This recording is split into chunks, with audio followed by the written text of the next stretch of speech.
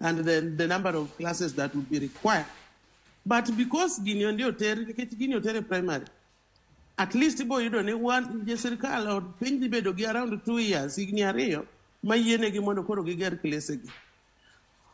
Omiyo wachi jopuonj koro makakora adimbe maber.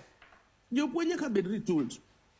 Aneno ga ka jo TSC wacho ni gise train jopuonj 260,000 e CBC.